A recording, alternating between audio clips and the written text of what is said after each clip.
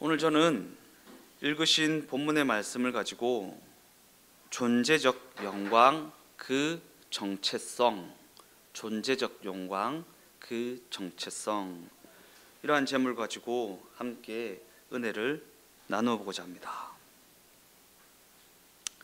오늘 본문은 아비멜렉이라는 사람을 다루고 있는데, 아비멜렉이라는 사람은 사사가 아닙니다.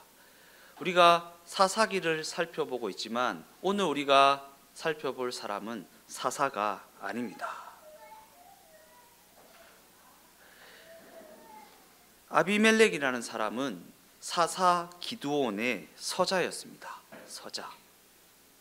기드온의 서자였던 아비멜렉이라는 사람의 이야기는 기드온이 금으로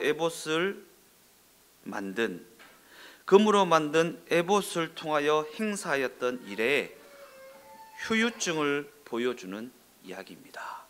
금으로 만든 에봇을 통하여 행사하였던 그 일들의 후유증을 보여주는 이야기. 나라를 구한 구국 영웅이었지만 중앙 권력을 잡기에는 기반이 부족했던 기드온. 그래서 왕이 되어달라는 백성들의 요청에도 불구하고 왕이 되는 것을 사양했던 기드온. 그러나 그럼에도 불구하고 금으로 에봇을 만들어 구국 영웅으로서의 사회적 지위와 영화를 누리는 자리를 차지하였던 기드온입니다. 금으로 에봇을 만들어 구국 영웅으로서의 사회적 지위와 영화를 누리는 자리를 차지하였던 기드온. 사사기 8장 29절에서 31절까지의 말씀을 읽어보겠습니다. 요아스의 아들 여룹바알이 돌아가서 자기 집에 거주하였는데 기드온이 아내가 많으므로 그의 몸에서 낳은 아들이 70명이었고 세겜에 있는 그의 첩도 아들을 낳았으므로 그의 이름을 아비멜렉이라 하였더라. 성경은 기드온에게 70명의 아들이 있었다는 증언을 우리에게 제공하고 있습니다.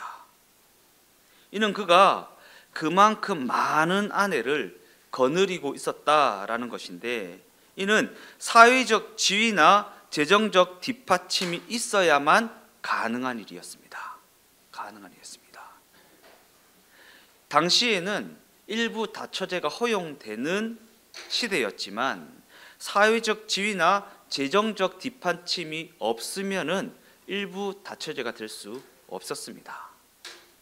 그러기에 기드온에게 아내가 많았다라는 것은 그가 사회적 지위와 재정적 뒷받침을 누리고 있었다라는 증거입니다. 아비멜렉은 기드온이 세겜에 있는 첩에서 낳은 서자입니다. 그의 이름은 나의 아버지는 왕이다 라는 뜻을 가지고 있습니다. 그러기에 우리가 그의 이름을 통해서도 알 수 있듯이 아비멜렉은 구국 영웅이라는 아버지의 지위를 배경으로 하여 살아가는 속칭 금수저 인생이었습니다. 금수저 인생. 아버지의 지위와 재정적 뒷받침이라는 그 배경을 가지고 살아가는 속칭 금수저 인생. 그럼에도 불구하고 그는 첩에게서 태어난 서자였기 때문에 그러한 아버지에게서 아무것도 물려받을 수 없다라고 하는 참으로 원망스러운 조건에 처해 있는 그러한 인생이기도 했습니다. 물론 자라날 때는 아버지의 재정적 뒷받침과 사회적 지위라는 그 배경 아래서 금수저와 같이 풍족하게 누리며 살아왔지만, 그럼에도 불구하고 그는 첩에게서 태어난 서자였기 때문에 아버지가 가진 재산을 물려받을 수 없는 참으로 원망스러운 조건에 처해 있는 그러한 인생이기도 했다. 그래서 장성한 아비멜렉은 자신의 외가 세겜을 찾아가서 외가의 지원을 받아서 경박한 사람들을 돈으로 매수하고 자신을 따르게 합니다. 그리고 그들과 함께 자신의 배다른 형제를 다 죽여버리는 일을 자행합니다. 뭔가 대하 드라마에서나 나올 법한 그러한 일들이 이 당시에 일어났다라는 것입니다.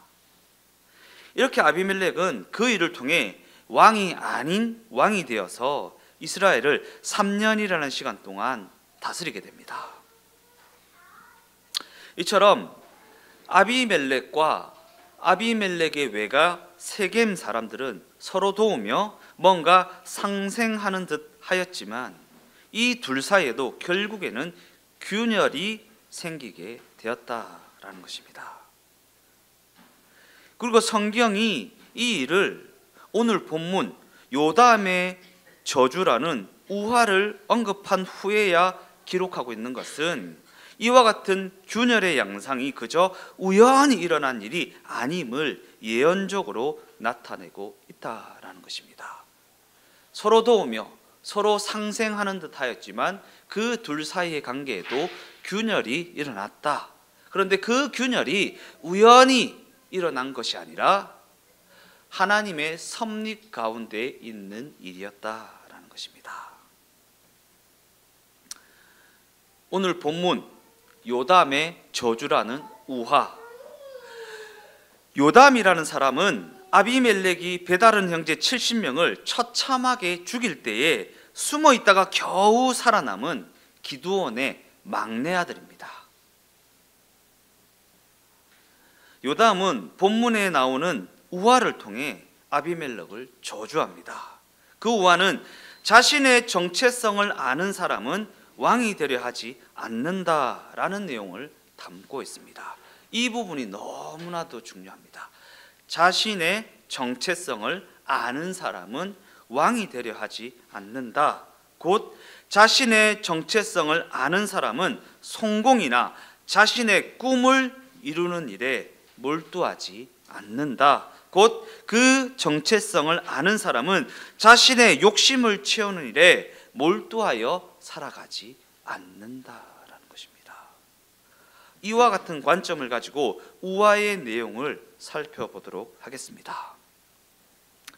나무들이 감람나무와 무화과나무와 포도나무를 찾아가서 왕이 되어 달라는 요청을 하지만 그들은 그 요청을 거절합니다.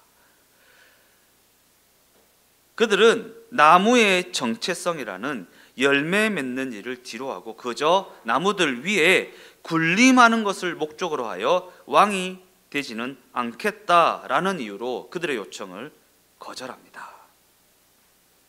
그들이 왕이 되어달라는 나무들의 요청을 거절했던 근본적인 이유는 어디에 있습니까?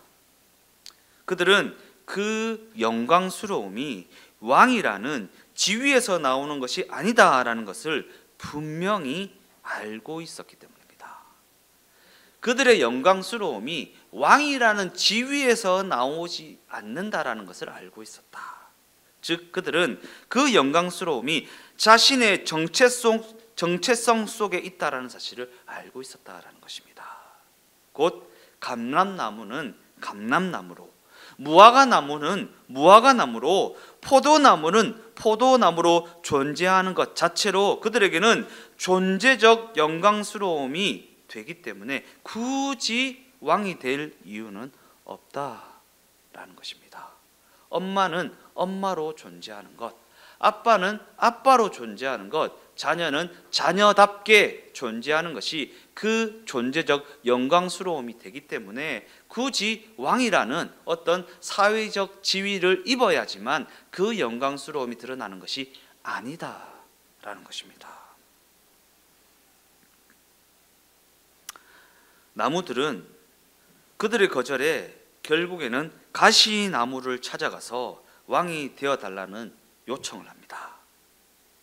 가시나무는 자신의 존재적 영광이 되는 그 정체성을 발견하지도 이해하지도 못한 자였습니다.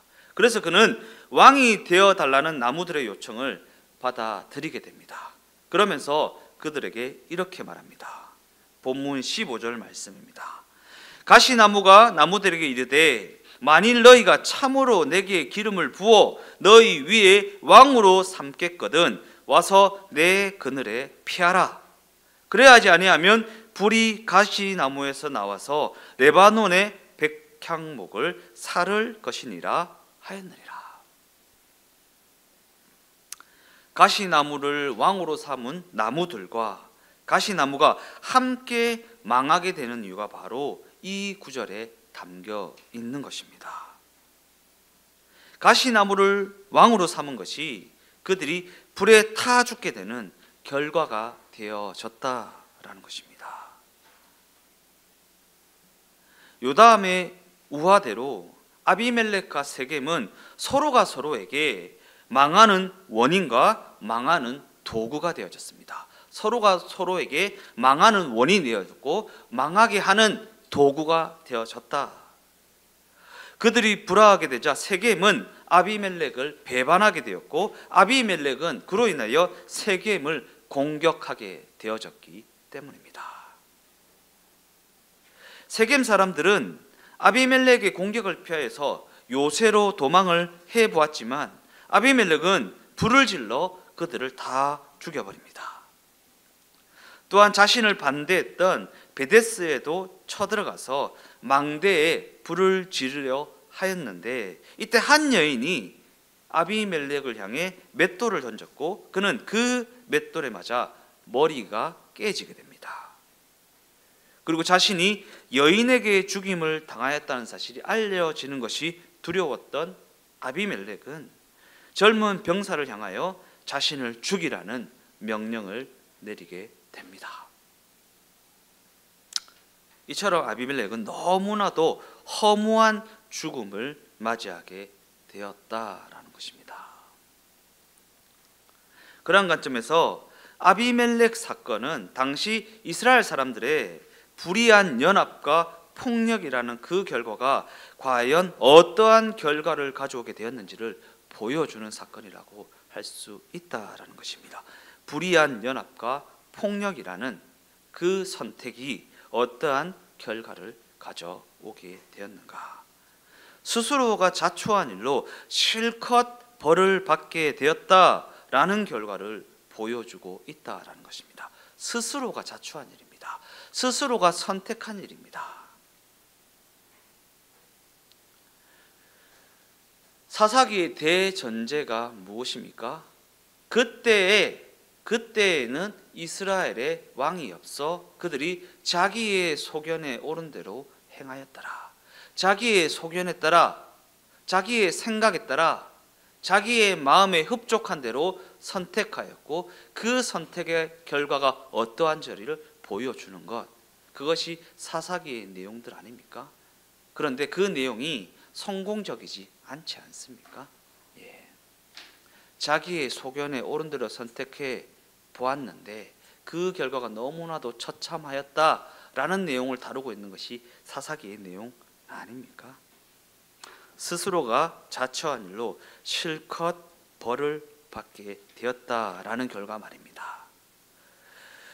우리가 이 사건을 보며 이들은 왜 이렇게 어리석게 구는 것인가 라고 하는 비난에서 그치면 안 됩니다. 왜냐하면 그렇게 비난을 하는 것으로는 우리의 성장에 아무런 도움이 되지 않기 때문입니다. 그러한 관점에서 우리가 이 말씀을 대할 때 우리의 초점은 이스라엘 사람들이 이와 같은 부끄러운 사건을 자기네 역사로 인정하였다라는 사실과 그 내용을 기록해 두었다라는 사실이 있어야 합니다. 이 부끄러운 사건을 자기네 역사로 인정하여 그 내용을 기록해 두었다. 그들이 이스라엘의 암흑기라고 불리는 사사시대를 자기네 역사로 인정하였다는 것이고 또한 그 역사를 받아들였다라는 사실에 우리의 초점이 있어야 한다라는 것입니다. 더 나아가 우리가 이 내용을 깊이 있게 묵상해 보아야 하는 이유는 성경이 이와 같은 암울한 역사를 한 책으로 엮여서 우리에게 권하고 있다라는 사실입니다. 이 암울한 내용을 우리에게 권하고 있다. 읽어봐라. 읽어봐라. 즉 우리는 아비멜렉 이야기와 같은 이 암울한 역사적 사실을 통해 우리의 정체성과 하나님의 일하심에 대한 깊이 있는 이해로 나아갈 수 있다라는 것입니다. 과연 성경은 이 암울한 이야기를 통해 우리에게 무엇을 이야기하고 있는가? 또한 우리는 이와 같은 암울한 이야기에 대해 어떠한 이해를 가져야 하는 것인가?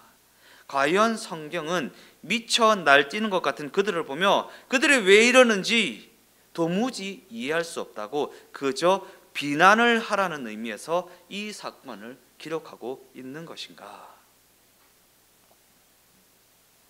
여기서 우리는 성경이 말하는 신앙이라는 것이 곧 성경이 우리에게 전하고 있는 구원과 은혜라는 것이 진정 그러한 내용을 담고 있는 것인지 생각이라는 것을 해보아야 한다라는 것입니다. 그러한 관점을 가지고 골로새서 2장 12절에서 15절까지의 말씀을 읽어보겠습니다. 너희가 세례로 그리스도와 함께 장사되고 또 죽은 자들 가운데서 그를 일으키신 하나님의 역사를 믿음으로 말미암아 그 안에서 함께 일으키심을 받았느니라. 또 범죄와 육체의 무할례로 죽었던 너희를 하나님이 그와 함께 살리시고 우리의 모든 죄를 사하시고 우리를 거스르고 불리하게 하는 법조문으로 쓴 증서를 지우시고 제하여 버리사 십자가에 못 박으시고 통치자들과 권세들을 무력화하여 드러내어 구경거리로 삼으시고 십자가로 그들을 이기셨느니라. 우리에게는 많은 경우 십자가의 승리나 십자가의 구원이라는 것이 그저 윤리적이고 도덕적이고 종교적이며 의지적인 것으로 각인되어 있습니다. 십자가의 구원, 우리가 구원을 받게 된 그 내용이 윤리적인 것으로만, 도덕적인 것으로만, 종교적인 것으로만, 나의 의지적인 것으로만 각인되어 있다라는 것입니다. 그러나 성경은 십자가의 승리로 구원하심을 그렇게 이해하고 있지 않습니다. 예수께서 십자가로 이루신 일이 무엇이냐라고 할 때 성경은 다음과 같이 이야기합니다. 골로새서 2장 14절 말씀이요. 우리를 거스르고 불리하게 하는 법조문으로 쓴 증서를 지우시고 제하여 버리서 십자가에 못 박으셨다. 아비멜렉 사건을 십자가 사건에 적용해 보면 하나님께서는 그 참혹한 역사를 지우시고 제하여 버리사 십자가에 못 박으셨다라는 것입니다. 그리고 이것이 바로 십자가로 인한 구원, 곧 예수 그리스도로 말미암은 구원의 은혜이다라는 것입니다. 이해를 돕기 위해 이를 예를 들어 설명을 해보겠습니다. 우리가 빛에 쪼들리다가 다음과 같은 각서를 쓰고 대출을 하게 되었다라고 가정을 해봅시다. 1억이라는 돈을 연 30%라는 이율로 1년 동안 빌려준다. 그러나 이자가 연체될 때마다 채무자의 손가락을 하나씩 자른다. 이와 같은 내용의 차용 증서에 도장을 찍고 공증까지 했다는 가정을 해봅시다. 이 얼마나 무섭고 가혹하고 끔찍한 상황이겠습니까? 그죠? 뭔가 조폭 영화에서나 볼 수 있는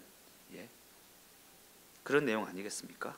그런데 예수님께서 그와 같은 차용 증서를 십자가에 못 박아 찢으시고 제하여 버리셨다라는 것입니다. 십자가 대속의 사건에는 바로 이와 같은 의미가 내포되어 있다라는 것입니다. 우리가 만일 십자가의 은혜를 그저 착한 자와 악한 자를 구별하는 기준으로 이해하고 있다면 이는 기독교 신앙이 무엇인지 전혀 알지 못한다라는 증거입니다. 십자가를 그저 착한 자와 악한 자를 구별하는 기준으로 이해한다. 십자가의 은혜가 착한 자에게는 효력이 있고 악한 자에게는 효력이 없다. 율법을 잘 지키는 자에게는 효력이 있고 율법을 잘 안 지키는 자에게는 효력이 없다. 누구에게는 효력이 있고 누구에게는 효력이 없다. 이렇게 이해한다라는 것은 기독교 신앙이 무엇인지 전혀 알지 못한다라는 증거이다라는 것입니다. 아니, 예수와 기독교 신앙을 모른다기에 앞서 인간과 그 인생에 대한 이해가 전혀 없다라는 증거로 여길 수 있는 대목이 되어진다라는 것입니다. 우리 인간이란 존재가 얼마나 치사하고 얼마나 악독한 존재인지 우리는 스스로가 처한 삶의 현장에서 적나라하게 경험하며 살아가고 있지 않습니까? 우리 인간이란 존재가 얼마나 치사하고 얼마나 악독하고 얼마나 자기밖에 모르는지 우리가 처한 현실에서 적나라하게 경험하고 있다.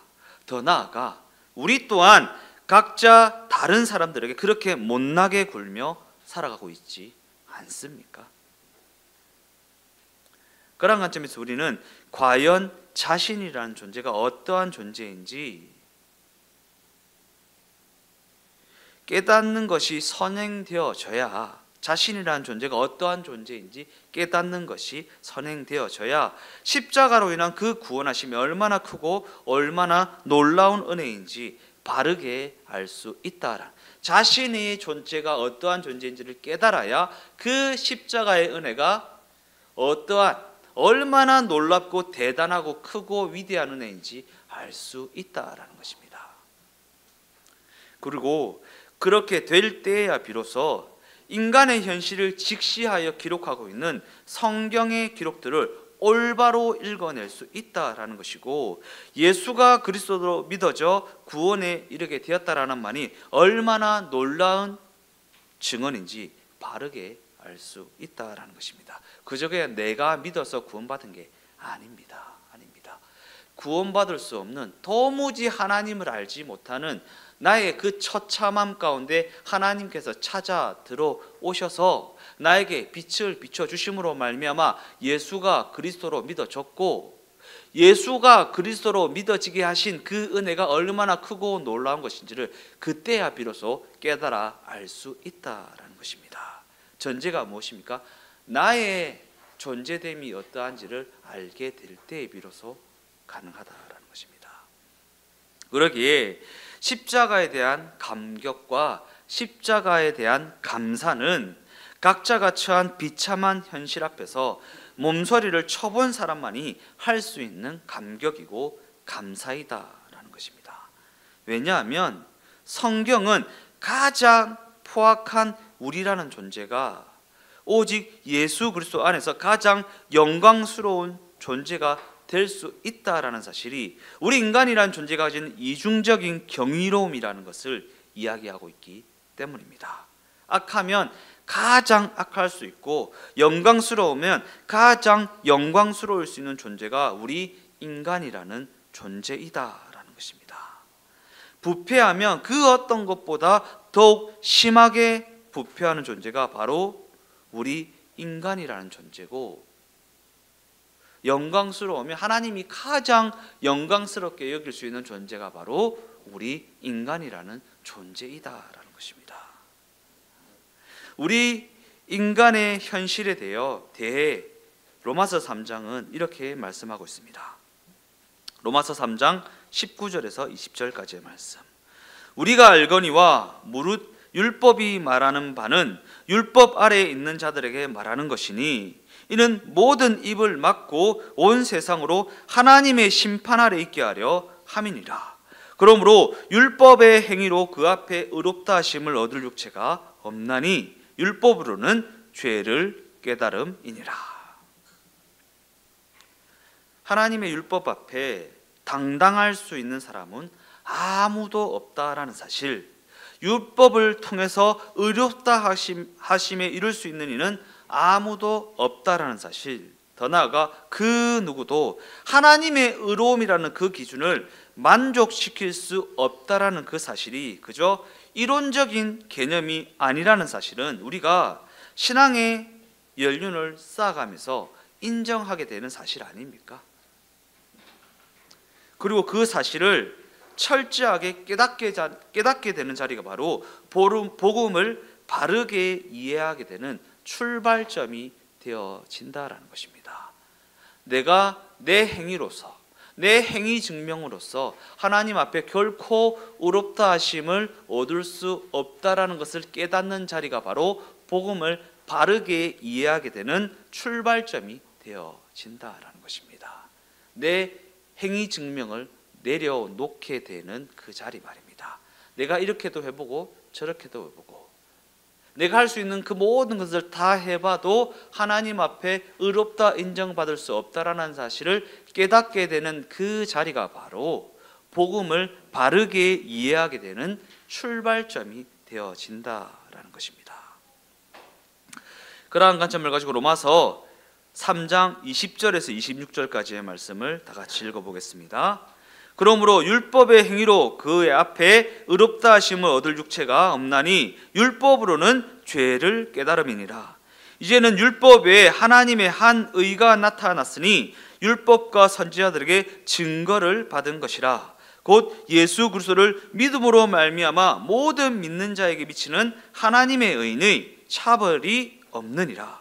모든 사람이 죄를 범하였음에 하나님의 영광에 이르지 못하더니 그래서 예수 안에 있는 구속으로 말미암아 하나님의 은혜로 값없이 의롭다 하심을 얻은 자 되었느니라.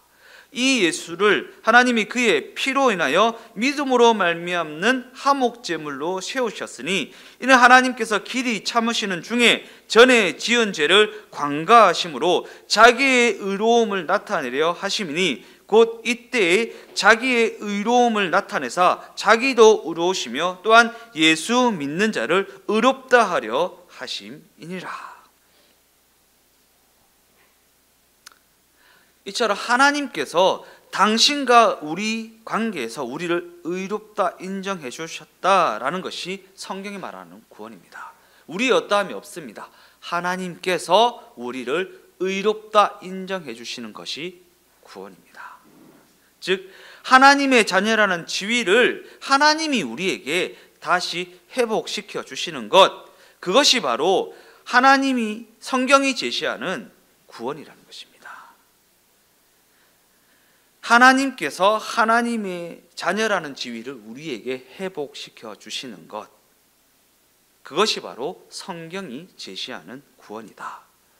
그렇다면 자녀라는 지위가 다시 회복되어지는 그와 같은 구원은 우리에게 어떻게 이루어지게 되는 것인가?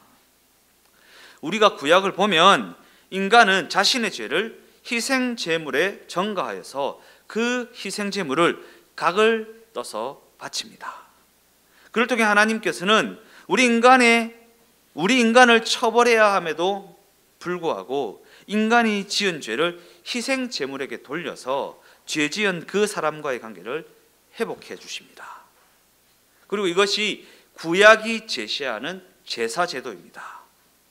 그런데 하나님께서는 신약에 와서는 짐승이 아닌 자기 아들을 속죄제물로 삼으셨다라는 것입니다.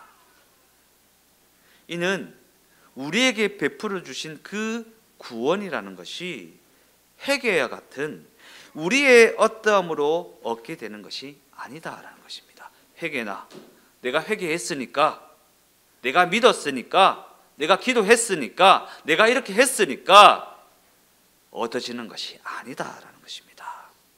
그리고 스스로를 성결하게 하는 것으로 시작되는 것도 아니다라는 얘기를 하고 있는 것입니다. 내 어떠함이 있지 않다라는 거예요. 내가 근신하고 성결하여서 시작되는 것이 아니다라는 것입니다. 즉 성경은 지금 우리를 향해 회개가 되었든 성결이 되었든 하나님과의 관계가 회복되어져야 비로소 그 모든 것이 시작될 수 있다라는 얘기를 하고 있는 것입니다. 하나님과의 관계가 회복되어져야, 그리고 하나님과의 관계 회복의 핵심에는 십자가 사건이 있다. 내가 성결하거나 내가 회개하거나 내가 기도하거나 내가 성경 읽는 것에 있는 것이 아니라 십자가 사건에 있다라는 거예요. 그 십자가 사건이 믿어지는 것에 있다라는 것입니다. 그 믿어지는 것이 어디로 나는 것입니까? 하나님께서 믿음이라는 것을 부어주셔야 가능하다라는 것입니다. 그러한 관점에서 예수님께서는 산상수훈에서 마음이 가난한 자는 복이 있다라고 말씀입니다. 마음이 가난한 자가 복이 있다. 여기서 마음이 가난하다라는 것은 인간의 실상에 대한 절망하는 마음이 있다라는 거예요. 인간의 실상을 바라보며 와, 저기는 정말 소망이 없다, 답이 없다 라는 것을 알게 되는 것이 바로 가난한 마음이라는 것입니다.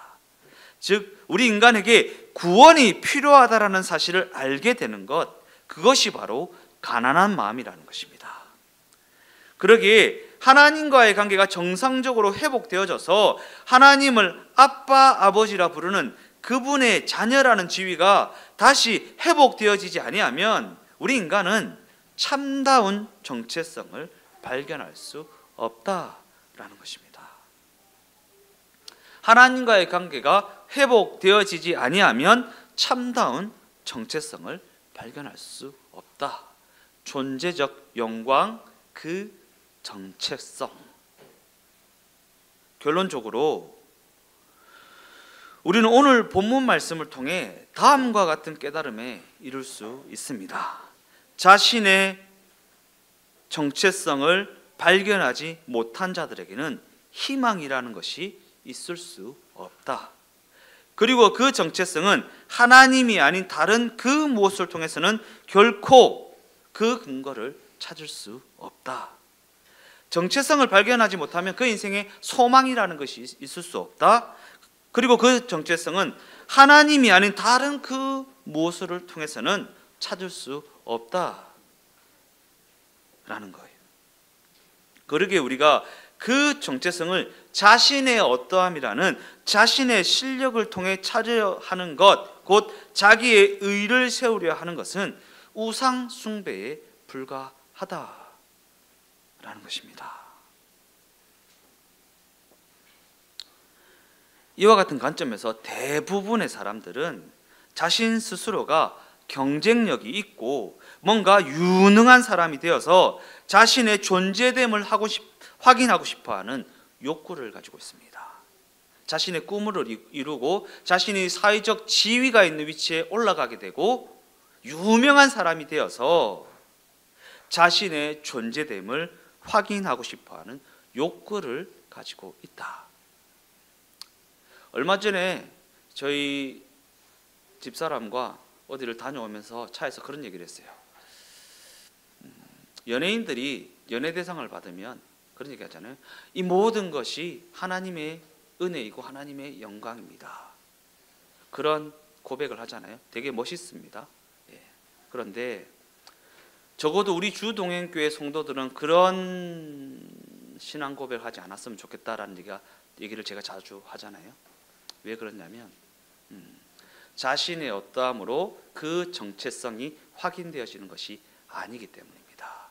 그리고 많은 사람들이 그 고백을 통해 하나님의 은혜를 오해하게 되기 때문입니다. 내가 그 지위에 서야지만 내 신앙이 확인되는 것처럼, 아, 나도 저기 서야지, 나도 저기 서서 주님께 영광 돌려야지. 그래서 그 자리에 서기 위해 고군분투하는 삶을 살아간다란, 성공을 위해, 내 꿈을 위해 몰두하여 살아가는 삶, 내 욕심을 이루기 위해 몰두하는 삶, 그러한 삶을 살아가느라고 하나님을 놓쳐버리고 마는 그러한 오해를 불러일으키고 말기 때문에 적어도 우리 주동행교회 성도들은 그런 신앙이 되어지지 않았으면 좋겠다. 세상에서 빙신 취급받고 바보 취급받고 어리석다 칭함을 받게 되더라도 담담히 예수와 함께 걸음을 걸어내는 자들이 되었으면 좋겠습니다. 우리 자녀들이요, 그저 꿈을 이루기 위해, 내 목표를 이루기 위해, 내 욕심을 채우기 위해 고군분투하느라 이 땅에서 삶을 허비하는 인생이 아니라 이 땅에서 조금 무시당하더라도, 이 땅에서 영향력 있는 자리에 서지 못하게 된다 할지라도 그 걸음을 예수와 동행하며 그 걸음을 맞추어 나가며 담담히 걸어낼 수 있는 우리 주동행교회가 되었으면 좋겠다라는 것입니다. 왜냐하면 성경은 우리의 그와 같은 욕구가 본문의 아비멜렉에서 보는 바와 같이 그저 폭력과 비극을 가져올 뿐이라고 그렇게 말하고 있기 때문입니다. 자기 정체성을 왕이라는 지위를 통해 확인하려 했다라는 것입니다. 왕이 되면 저 70명의 내 배다른 형제들이 나를 무시하지 못하겠지. 내가 왕이 되었으니까. 내가 서자에 불과하지만 서자라서 무시당하고 멸시당하며 살아가지만 내가 왕이라는 감투를 쓰게 되면 저들이 나를 무시하지 못하겠지. 내 정체성이 확인되어지겠지 라고 하는 그 욕구 말입니다. 그러나 성경이 우리에게 가르치고 있는 하나님의 자녀라는 그 정체성은 과연 어떠한 것인가?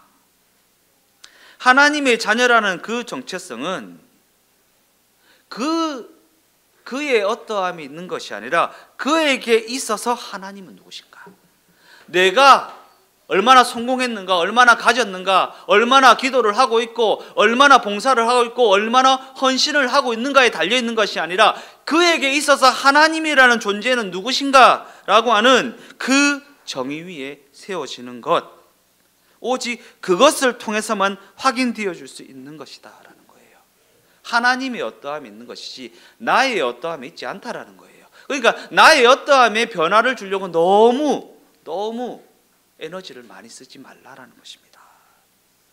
왜냐하면 하나님의 자녀라는 우리의 정체성은 오직 하나님의 존재에 대한 올바른 정의를 통해서만 확인되어 줄 수 있는 것이기 때문입니다.